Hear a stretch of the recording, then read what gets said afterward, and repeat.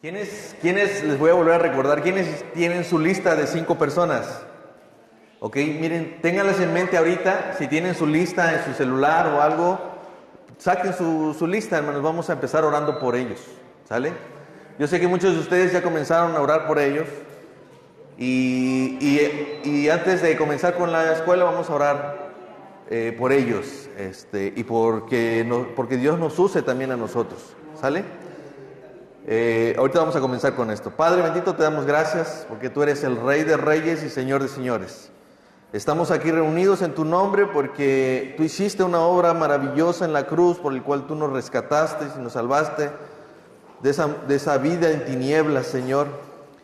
Y dice tu palabra que debemos nosotros también anunciar las virtudes de aquel que nos llamó de las tinieblas a su luz admirable, Señor. Padre, nuestro deseo está en nuestro corazón poder orar, Señor, para que tú obres, así como lo hiciste con nosotros, con aquellas personas que no conocen tu santo nombre. Señor, en nuestra mente y en nuestro corazón tenemos una lista de personas, Señor. Quizás no se ha limitado a 5 personas, quizás algunos no ha llegado a esa lista de 5 personas, pero sabemos y hay ahí personas importantes de nuestra vida, Señor.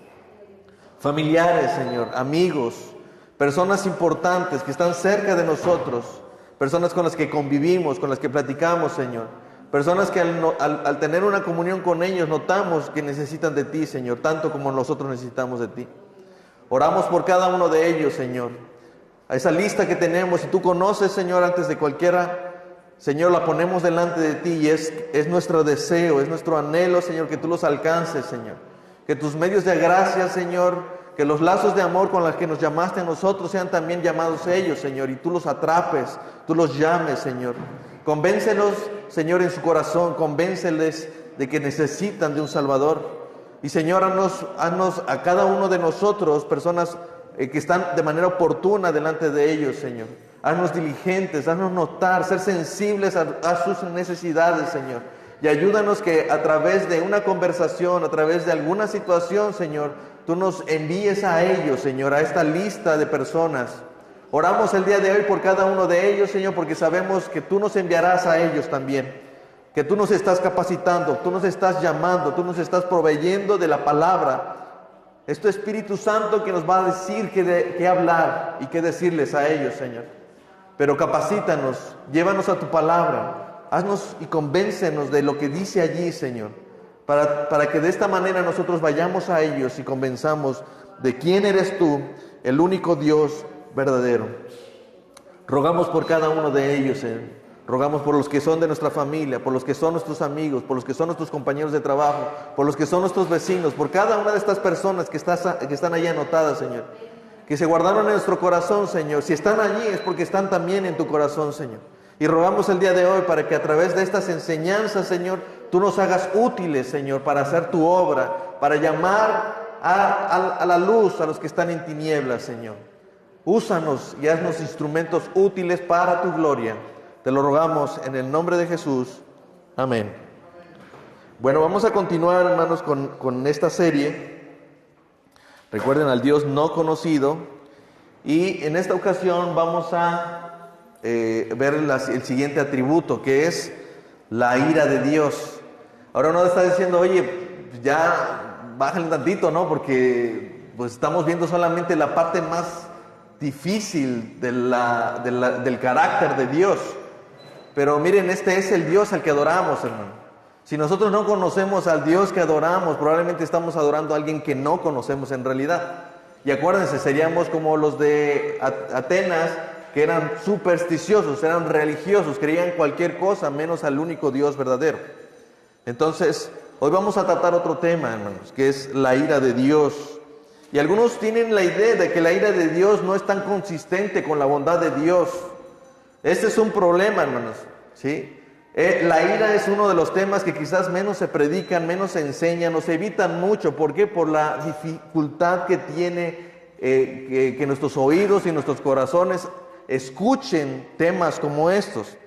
Pero en lo que hace el hombre, generalmente lo que hace es tratar de ocultarlo. Pero ojo, cuando nosotros vamos a las Escrituras, lo que notamos, en lo que encontramos, es que Dios nunca intentó ocultar los hechos basados, o los hechos que están relacionados con su ira. Él no ha hecho ningún intento, de hecho no ha hecho ningún intento de ocultar ni su ira, ni el objeto de su ira. Entonces, de hecho, si nosotros buscáramos una concordancia, si buscáramos las concordancias y empezáramos a buscar más, nos encontraríamos que hay más referencias de la ira, del enojo, la indignación de Dios que de su amor y su tolerancia. Así que esto es una verdad, esto es una realidad, este es el Dios que adoramos. Ese Dios que adoramos es también un Dios de ira. ¿Podemos avanzar? ¿Sí? Dices Isaías 13, versículos 9, 11 y 13. He aquí el día de Jehová viene, terrible y de indignación y ardor de ira, para convertir a la tierra en soledad y raer de ella a sus pecadores. Y castigaré al mundo por su maldad y a los impíos por su iniquidad, y haré que cese la arrogancia de los soberbios, y abatiré la altivez de los fuertes. Porque haré estremecer los cielos, y la tierra se moverá de su lugar, en la indignación de Jehová de los ejércitos, en el día del ardor de su ira. ¿Se dan cuenta, no? Son temas difíciles. Miren, algo que debo de aclarar respecto a la ira de Dios es que a veces vemos que la ira de Dios no es igual en el Antiguo Testamento que en el Nuevo Testamento, pero debemos recordar que los atributos de Dios son afectados por el resto de los otros atributos, ¿sí? Si hablamos de una ira de Dios, debemos entender que debido a que Dios es inmutable, que Él no cambia, su ira tampoco cambia. Ese Dios es el mismo ayer, hoy y siempre. Ese Dios de ira es el mismo Dios del Antiguo Testamento que del Nuevo Testamento. Ese mismo Dios de ira que se revela en el Génesis cuando destruye a toda la tierra por la maldad del hombre, es el mismo que aparece en el Nuevo Testamento hablando de gracia, ¿sí? De hecho, Apocalipsis 6:16 dice algo muy claro respecto a esto. Dice, y decían los montes y las peñas, caigan sobre nosotros y escóndenos del rostro de aquel que está sentado sobre el trono y de la ira del Cordero. ¿Sí? Esa ira no es diferente en el Antiguo Testamento que en el Nuevo Testamento. Dios sigue siendo el mismo. ¿Sí? Entonces vamos a tratar de entender esto. Miren lo que dice J. Packer en su libro El conocimiento del Dios Santo. Él dice acerca de esto, dice, la palabra ira puede definirse como enojo e indignación intensa y profunda. El enojo se define como el desagrado, el resentimiento y el profundo antagonismo que se experimenta ante la presencia de los daños ocasionados o los insultos. La indignación es el enojo justo que produce la injusticia y la bajeza. Tal es la ira, dice. Y la ira nos dice o nos informa la Biblia que es un atributo de Dios. Ese es el Dios que adoramos, hermano. Jeremías 10:10 dice, mas Jehová es el Dios verdadero, Él es el Dios vivo, Rey eterno, a su ira tiembla toda la tierra, y las naciones no pueden sufrir su indignación. Esa es una realidad, hermano. Pero ahora vamos a ir a un texto que me parece que es muy adecuado, hermano. Creo que nos pone una perfecta perspectiva de lo que debe suceder cuando nosotros somos expuestos a la verdad de la ira de Dios. Y vamos a ir a Éxodo capítulo 32. En la siguiente diapositiva, ahí en la diapositiva van a ver algunas porciones de este texto. No puedo llevarles a estudiar todo el capítulo, pero ustedes lo pueden hacer. Para que ustedes se hagan una idea, en el capítulo 32 Moisés sigue delante de Dios. En el capítulo 20 le entregó la ley escrita en las tablas, ¿sí? Posteriormente le empieza a dar indicaciones respecto al comportamiento moral del pueblo de Dios, les da algunas otras reglas o leyes que debían contemplar su comportamiento. También les habla acerca de cómo hacer los sacrificios, acerca del tabernáculo, la construcción de ese tabernáculo, sus medidas, etcétera, y los instrumentos que se iban a usar. Todo eso le está dando indicaciones desde el capítulo 20 hasta el capítulo 31. Entonces vemos a Moisés todavía delante de Dios, y en ese momento, mientras Moisés seguía delante de Dios, el pueblo se desvía, el pueblo se corrompe, y todos conocemos esa historia, cuando Moisés viene y baja, desciende del monte, y la ira de Moisés se enciende contra el pueblo, y arroja las tablas escritas por las manos de Dios, donde él escribe la ley de Dios, los 10 mandamientos, ¿sí? Entonces vemos ahí, dice que él desciende, y para esto, en el versículo 7 del capítulo 32, dice Dios a Moisés, dice, anda, desciende, porque tu pueblo que sacaste de la tierra de Egipto se ha corrompido, y ha hecho un ídolo, ha hecho un becerro de oro. Entonces dice en el versículo 10, ahora pues déjame que se encienda mi ira, dice, en ellos y los consuma, y de ti yo haré una nación grande. Ahora lo que sucede inmediatamente es que cuando Dios dice esto a Moisés, Moisés lo que hace es orar en la misma presencia de Dios e interceder por el pueblo y a abogar por él y apelar en ciertas características de ese Dios santo, ¿sí?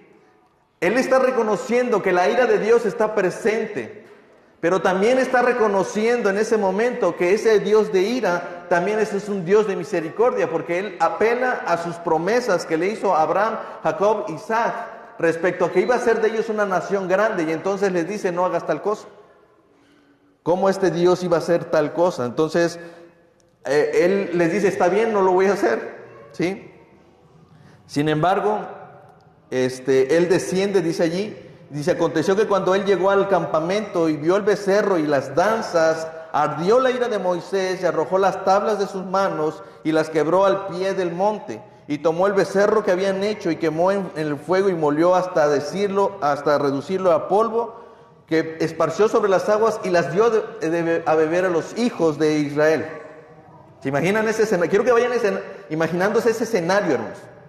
¿Sí? Más adelante dice en el versículo 26, se puso Moisés a la puerta del campamento y dijo, ¿quién está por Jehová? Júntese conmigo. Y se juntaron con él todos los hijos de Leví, y les dijo, así ha dicho Jehová, el Dios de Israel, pongan cada uno su espada sobre su muslo y pesen y vuelvan a la puerta de puerta en puerta por el campamento y maten a cada uno, a su hermano, a su amigo, a su pariente, a los hijos y los hijos de Leví hicieron conforme al dicho de Moisés, y cayeron del pueblo aquel día 3,000 hombres. Quiero que imaginen ese escenario, hermanos. ¿Sí? Entre todo ese pueblo se levantó de los hijos de Leví para hacer algo terrible, hermanos. ¿Sí? Cuando Moisés le dice, ¿quién está por Jehová? En ese momento él está diciendo, ¿quién está por ese Dios de ira? Y entonces se separa de entre todo ese pueblo a los hijos de Leví y les dice, ok, ¿quién está de este lado? Pues agarren su espada y maten a su hermano, maten a su familiar, maten a su amigo, a su vecino, háganlo. ¿Por qué? Porque la ira de Dios no podía ser pasada por alto. Si bien es cierto, Dios se detuvo de acabar a todo ese pueblo, lo cierto es que la ira de Dios no se había desahogado. Entonces los hijos de Leví desahogan a través de su espada la ira de Dios. ¿Sí? ¿Sí me están siguiendo, hermanos? ¿Quién está por Jehová? Algo que deben de notar es ese terrible escenario. La tribu de Leví o los hijos de Leví están haciendo justicia por lo que significa la ira de Dios. ¿Sí? ¿Qué es lo que hizo estar del lado de Dios a los hijos de Leví? ¿Alguien se imagina qué? ¿Qué es lo que hizo? Porque, noten, él no está preguntando quién de aquí no pecó o quién de aquí no adoró a la imagen, sino quién está ahora de su lado. Después de lo que hizo Moisés, ¿alguien sabe por qué los hijos de Leví decidieron estar del lado de Jehová? ¿Qué creen que pasó allí? Pueden participar. ¿Qué es lo que hizo que ellos estuvieran de su lado? Yo creo que fue la revelación de la ira de Dios. Miren, esto no les es dado a todos, hermano. Entender quién es ese Dios de ira. Yo creo que esa revelación que tuvieron de conocer un poco, hermanos, porque no pueden conocer totalmente, pero un poco el acercamiento hacia la ira de Dios, yo creo que eso les hizo decir, no, pues yo prefiero estar del lado de Dios. A pesar, porque miren, ahí el texto no dice si los hijos de Leví no estaban participando. Yo no puedo asegurar si participaban o no participaban. Yo no lo puedo saber. Pero estoy seguro que si participaron, vino en ese momento en el comportamiento de Moisés una revelación. Si Moisés se pone así, yo no quiero imaginarme cómo se pone Dios. ¿Sí? Y entonces ellos reconocen y reaccionan ante la verdad de la ira de Dios, y entonces dicen, pues yo prefiero estar del lado de Dios. ¿sí? Pongo un ejemplo, hermanos. Es mejor estar del lado del que se enoja, en el sentido de que si éste se enoja, es mejor estar bien con él, ¿sí? Entonces, eso es lo que pasa. Los levíes hacen esto. Ahora, miren lo que dice más adelante, en el versículo 30 al 35. Y esto es lo importante. Dice: y aconteció que al día siguiente dijo Moisés al pueblo: ustedes han cometido un gran pecado, pero yo subiré ahora a Jehová y quizás aplacaré ¿qué? ¿Cómo? Su ira. No lo dice el texto, pues evidentemente que va a aplacar la ira de Dios, ¿no? Acerca de su pecado. Entonces volvió Moisés a Jehová y dijo: te ruego que pues este pueblo ha cometido gran pecado, porque se hicieron Dios de oro, que perdones ahora su pecado, y si no, quítame ahora de tu libro que has escrito. Y Jehová respondió a Moisés: al que pecare contra mí, a este quitaré yo de mi libro. Ve pues ahora, lleva a este pueblo a donde yo te he dicho, y aquí mi ángel irá delante de ti. Pero en el día del castigo yo castigaré en ellos su pecado. Y Jehová hirió al pueblo porque habían hecho el becerro que formó Aarón. Pregunta: ¿Dios pasó por alto su ira? Fíjense, él se detiene de acabar totalmente con el pueblo de Israel, pero su ira ahí estaba, O sea, el hecho de que Dios haya mostrado gracia o misericordia no significa que la ira de Dios se tenía que apagar. No había forma, ¿sí? Quiero que noten que la ira de Dios es una perfección divina que no inhibe ni opaca el resto de sus atributos, sino que todos ellos pueden operar al mismo tiempo sin que uno de ellos restrinja al otro. La ira de Dios no estaba restringiendo la gracia ni su misericordia, ¿sí?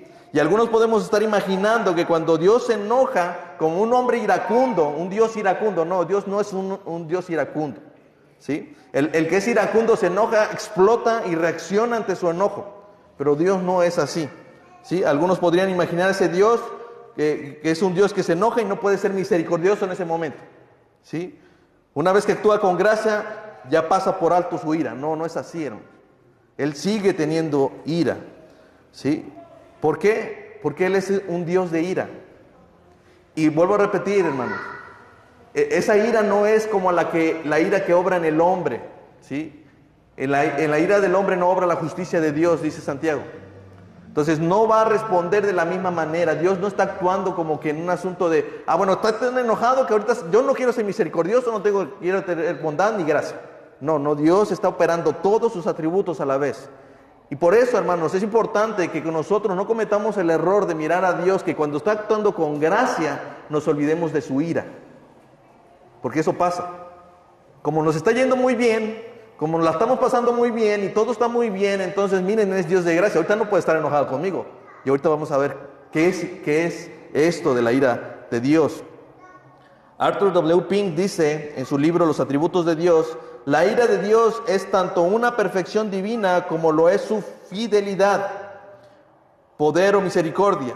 Tiene que ser así porque no hay mancha alguna ni el más mínimo defecto en el carácter de Dios.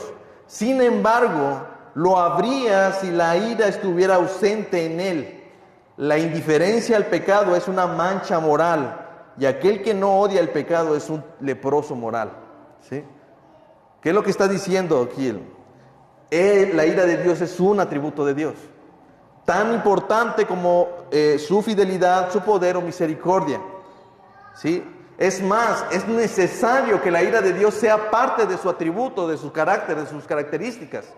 Porque si no fuera así, entonces sí habría una mancha moral en Dios. Y entonces diríamos: oye, ¿cómo es que Dios no se enoja por el pecado? Porque si tenemos un Dios que se agrada en lo bueno, ese Dios por consecuencia debe desagradarse en lo malo, ¿sí? Entonces es necesaria. La ira de Dios es un elemento necesario en el carácter moral de Dios. Si estuviera ausente este atributo, entonces probablemente al Dios que adoramos no sería el Dios de todos los cielos. ¿Hasta ahí vamos bien, hermanos? Ok. ¿Qué provoca su ira, hermanos? Dice Salmos 106, 29. Provocaron la ira de Dios con sus obras y se desarrolló la mortandad entre ellos, dice el salmista. ¿Qué provoca la ira de Dios? ¿Qué es lo que produce que la ira se manifieste en Dios o se mantenga allí? Dice Job 36:33, el trueno declara su indignación y la tempestad proclama su ira ¿contra qué? Contra la iniquidad, ¿sí? Contra el pecado, contra lo malo. Pero también Salmo 7:11 dice, Dios es juez justo y Dios está airado ¿contra quién? Contra el impío todos los días. No sé si han escuchado alguna vez este dicho que dice, oh, Dios odia al pecado y ama al pecador. Suponías 5:11. ¿Lo han escuchado? Eso es una total distorsión de lo que significa la verdad de Dios respecto a su ira. ¿Sí? El texto, miren, Dios no es que así como que cuando hicieron el becerro, dije, otra vez la idolatría me la volvió a hacer. Híjole, miran, los dejé un tantito solitos a estos pobres hombres y la idolatría hizo de las suyas, haciendo que ellos hicieran un becerro de oro. O sea, Dios no está, debemos ver que la indignación de Dios, el foco de su enojo está sobre la persona, ¿sí? Porque ahí dice el salmista que Dios está irado contra el impío, ¿sí? Él aborrece lo malo. Pero el foco de su ira es ¿sobre quién? Sobre el impío, sobre el pecador. ¿Quién es el objeto de su indignación y de su ira? El pecador, hermanos, el pecador. Dice el salmista que este estado de indignación lo persigue todos los días. ¿Sí? Ok. Veamos el siguiente versículo. El siguiente. Recuerden, hermanos, ¿quién es el objeto de su ira y su indignación? Ahora vamos a ver por qué. Dice Efesios 5, del 5 al 6. Porque saben esto, que ningún fornicario o inmundo o avaro que es idólatra tiene herencia en el reino de Cristo y de Dios. Nadie los engañe con estas palabras vanas, porque por estas cosas viene la ira de Dios ¿sobre quiénes? Los hijos de desobediencia.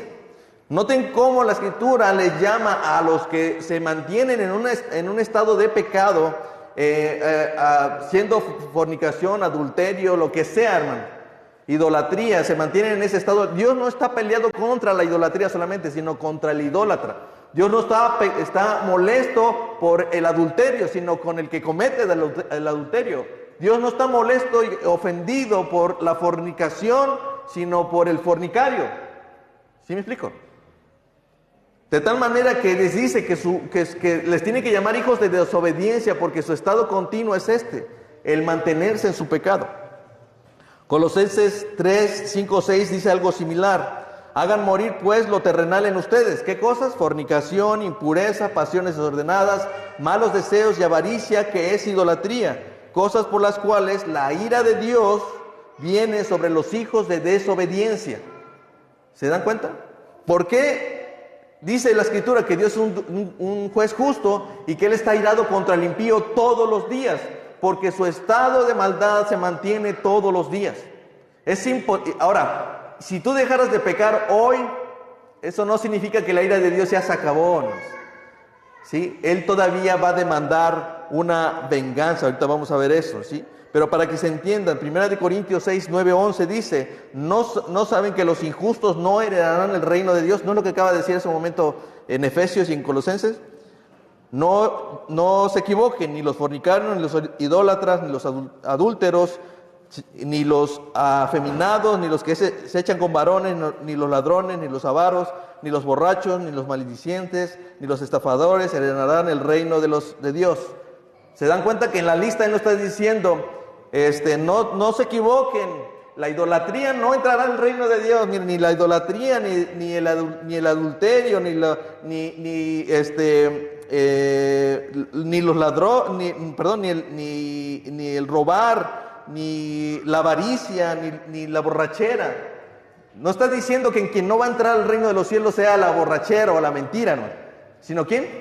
El mentiroso, el adúltero, el fornicario. Ese es el que no va a entrar al reino de los cielos, ¿sí? ¿Por qué? Porque su ira demanda una venganza. Nosotros debemos entender eso, hermanos, de verdad. Traten de relacionar todo esto. En el camino del hombre es esto.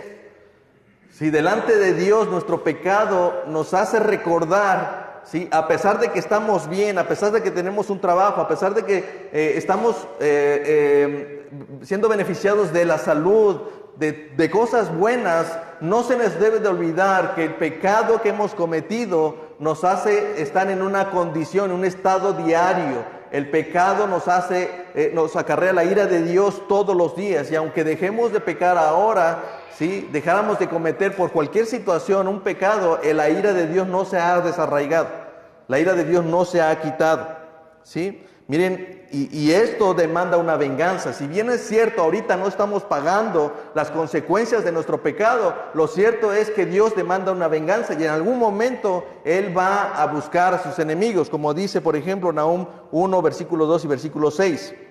Jehová es Dios celoso, ¿y qué? Vengador. Jehová es vengador y lleno de indignación. ¿Se venga de quiénes? De sus adversarios. ¿Y guarda enojo para quiénes? Para sus enemigos. ¿Quién permanecerá delante de él? Y aquí es el momento de hacerse la pregunta. ¿Quién permanecerá de pie delante de su ira? ¿Quién se quedará en pie en el ardor de su enojo? Su ira se derrama como fuego, y por él no sé cómo explicar esta palabra, pero hienden las peñas. Deuteronomio 32 dice algo similar, versículo 41. Vean ahora que yo soy, y no hay dioses conmigo. Yo hago morir y yo hago vivir. Yo hiero y yo sano. Y no hay quien pueda librar de mi mano. Porque yo alzaré a los cielos mi mano y diré, vivo yo para siempre, si afilaré mi reluciente espada y echaré mano del juicio. Yo tomaré venganza de mis enemigos y daré retribución a los que me aborrecen. Cuidado, hermano. Si nos está yendo bien ahora, eso no significa que la ira de Dios ya se aplacó. La ira de Dios nos persigue al inicuo todos los días. ¿Estamos claros hasta aquí, hermanos? Seguro, porque le veo las caras extrañas. ¿Quiénes son sus adversarios, hermano? ¿Quiénes son sus enemigos? ¿Quiénes de ellos podrían permanecer de pie delante de su ira? Miren, hermanos, la Biblia, la ira de Dios es algo que los hombres escogen por sí solos. Si uno puede decir, oye, pero es que yo no escogí que Dios me odiara, ¿no? Pero tu estilo de vida es algo que, y tu corazón no arrepentido demanda cada vez más la ira de Dios. La acción decisiva del juicio contra los perdidos es el juicio de Dios en ellos mismos. Es algo que ellos mismos han acarreado, es algo que nosotros mismos hemos acarreado. Cuando rechazamos la luz mediante Jesucristo, miren lo que dice Juan 3:36. El que cree en el Hijo tiene vida eterna, pero el que rehúsa creer en el Hijo no verá la vida, sino que la ira de Dios está sobre él. Aquí tenemos un problema. El problema del hombre es que Dios va a hacer venganza. Dios está irado contra el pecador todos los días. Y mientras Él no esté en ese estado de rechazo a la verdad de Dios, Él esté rechazando la luz de Dios, que es Jesucristo, dice que Él se mantiene, la ira de Dios está sobre Él, se mantiene sobre Él. Ok. Pero aquí viene la buena noticia, ¿no? Dice Romanos 5, 8, 11. Mas Dios muestra su amor para con nosotros en que siendo aún pecadores, Cristo murió por nosotros. ¿Lo notan? A pesar de que somos pecadores, Cristo murió por nosotros. Pues mucho más, estando ya justificados en su sangre, por Él seremos salvos ¿de qué? De la ira. Hermanos, la única salida que tenemos ante esta realidad que nos persigue es que nosotros vayamos y corramos a la cruz, ¿sí? Porque solamente por medio de Jesucristo seremos salvos de la ira de Dios, la cual está sobre el pecador todos los días. Esa es la buena noticia, hermano. Que a pesar de que nuestra iniquidad llama a la ira de Dios, y no hay manera que yo me quite de la ira de Dios. Dice la Escritura que si yo confío, que si yo creo en el nombre de nuestro Señor Jesucristo, entonces yo podré ser salvo de la ira. ¿Sí? Porque si siendo enemigos fuimos reconciliados con Dios por la muerte de su Hijo, mucho más estando reconciliados seremos salvos por su vida. Y no solo esto, sino que también nos gloriamos en Dios por el Señor nuestro Jesucristo, por quien hemos recibido ahora la reconciliación. La ira de Dios se reveló desde el cielo cuando el Hijo de Dios se hizo hombre. Cuando Él decide manifestarse ante los hombres, la divinidad misma encarnada, y habitó en medio de su pueblo, y habitó en medio de nosotros para mostrar su gracia, hermanos. De una manera más terrible, Dios tuvo que mostrar la ira cuando el Padre crucifica a Cristo en la cruz. Es decir, la cruz es un reflejo de su ira. A veces nosotros no somos capaces, hermanos, de entender lo que significa la ira de Dios. ¿Y saben qué? Este es un beneficio de Dios. Ninguno de nosotros podrá decir un día, yo vi la ira de Dios, o yo conozco la ira de Dios. No hay nadie en este mundo que pueda decir, yo conocí alguna vez la ira de Dios. Su completa, insatisfecha ira, nunca la van a poder conocer. Solo hubo alguien que lo pudo conocer, y ese fue Cristo. ¿Sí? Miren lo que dice, y pongamos atención a lo que dice aquí Arthur W. Pink. Dice: cuán profundamente se entristeció el alma de Cristo cuando los pensamientos de Dios estuvieron enfocados en las iniquidades de su pueblo, justo cuando los cargaba sobre Él. ¿Sí? Nadie de nosotros sabe lo que significa enfrentar la ira de Dios todavía. Nadie. Pero Cristo se puso tan triste de tener que pensar que tenía que beber la copa de la ira de Dios. ¿Sí? No porque Él hubiera cometido pecado, sino por los terribles pecados de todo el mundo fueron cargados sobre una sola persona, sobre Cristo. Y miren lo que dice todavía. Estaba entristecido y angustiado. Su terrible agonía, su sudor de sangre, sus fuertes gritos y súplicas, sus oraciones reiteradas, si es posible que pase de mí esta copa, su último grito espantoso, Dios mío, ¿por qué me has desamparado? Todos manifiestan la horrible comprensión que tenía de lo que significa para Dios mirar las iniquidades. Solamente uno, hermanos, pudo experimentar lo que significaba la ira de Dios por causa del pecado, y ese fue Cristo. Y termina diciendo en esta cita: bien pueden los pobres pecadores gritar, Señor, ¿quién podrá sostenerse en pie cuando el Hijo de Dios mismo tembló bajo el peso de su ira? ¿Se imaginan? Si el mismo Hijo de Dios tembló ante el peso de la ira del Padre, la ira de Dios mismo, ¿quién podrá ponerse de pie delante de la ira de Dios? ¿Saben que el problema que tenemos con la ira no es que tengamos que ocultarlo o hacerlo a un lado, hermano? No deberíamos, hermano. No deberíamos. Es necesario que conozcamos la ira de Dios. Es necesario que entendamos qué es la ira de Dios. Porque ahí está el problema. Necesitamos entender su ira. Dice Salmos 90:11, hermanos. ¿Quién conoce el poder de tu ira? Dice. ¿Quién conoce el poder de tu ira y tu indignación según como debe ser temido? Hermanos, si cada uno de nosotros entendiéramos lo que es la ira de Dios, no estaríamos haciendo lo que estamos haciendo ahora. No estaríamos tranquilos sentados aquí en una banca de una silla de la iglesia. No seguiríamos con ese estilo de vida que tenemos, hermanos. Si entendiéramos un poco lo que significa la ira de Dios, no estaríamos tan tranquilos haciendo lo que hacemos.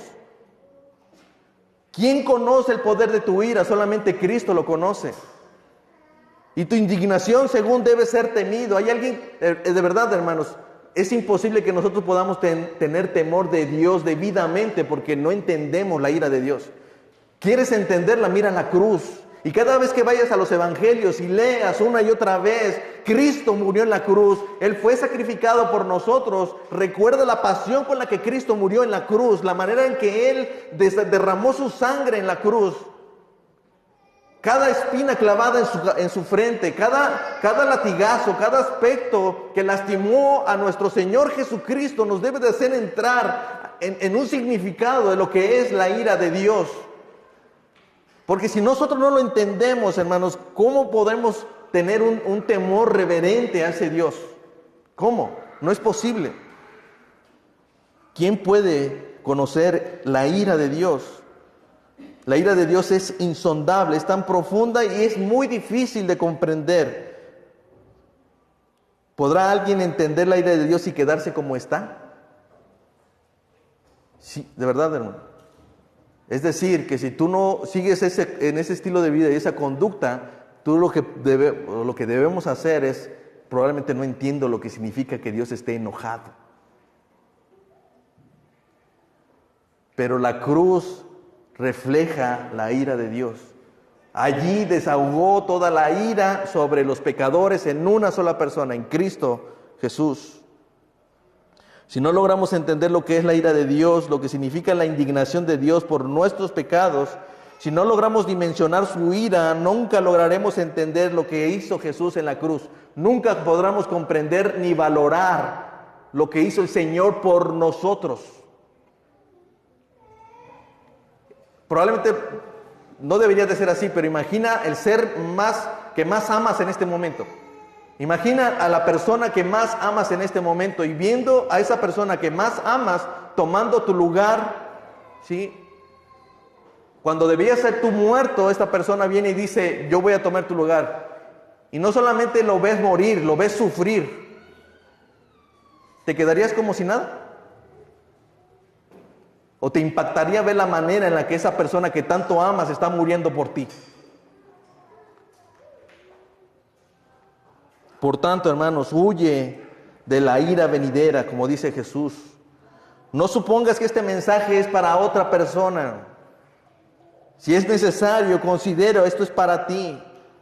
No te conformes con pensar con que yo ya he huido de la ira de Dios, sino asegúrate de ello. Asegúrate de que esto es verdad. Jesús dijo, teman a aquel que después de haber quitado la vida tiene el poder de echar en el infierno. Sí les digo, teman. Me gusta mucho la cita de un hombre llamado Maurice Roberts, que dice, la única manera de huir de la ira de Dios es huir al Dios de misericordia. ¿Se dan cuenta? Yo estoy huyendo ¿de quién? Del Dios de ira, ¿no? Pero si yo quiero tener salvación de ese Dios de ira, ¿a quién tengo que correr? A ese mismo Dios de misericordia. Porque ese mismo Dios que tiene esa ira sobre ti es el mismo que tiene misericordia sobre ti. Y ha hecho algo para que tú te salves de la ira. Y eso que hizo fue mandar a su Hijo en la cruz. Cristo murió por ti para que no sufras la ira de Dios. Y casi concluyo con una cita que me encanta de Sugel Michelin. Él lo escribe en su libro 3 días que cambiaron la historia. Dice, nuestro Señor y Salvador bebió la copa de ira santa y justa de Dios sin una gota de misericordia para que los creyentes podamos disfrutar de la copa de la salvación sin una gota de ira. ¿Sí? Hermanos, si lográramos entender lo que significa la ira de Dios y si lográramos comprender lo que hizo Jesús por nosotros, nuestra respuesta sería en amor. Nuestra respuesta sería en gratitud a lo que el Señor hizo por nosotros. ¿Sí? La ira de Dios es necesaria, es justa, es buena. Porque Dios no puede ser indolente, Él no puede hacer a un lado la realidad del pecado. Es necesario que Dios actúe ante el pecado y dice que Él va a vengar. Así que tenemos dos rutas nada más. O creemos en el Señor Jesucristo y tenemos vida eterna en Él, o la ira de Dios se mantiene sobre nosotros todos los días hasta el día del juicio. Ese día sí vas a experimentar lo que significa la ira de Dios. Así que o ¿Aceptas lo que Jesús hizo por ti? ¿Cómo él recibió la ira de Dios, la justa ira de Dios, por causa de tus pecados? O como dice Romanos, ¿sí? Por tu corazón no arrepentido atesoras ira para el día de la ira. ¿Sí?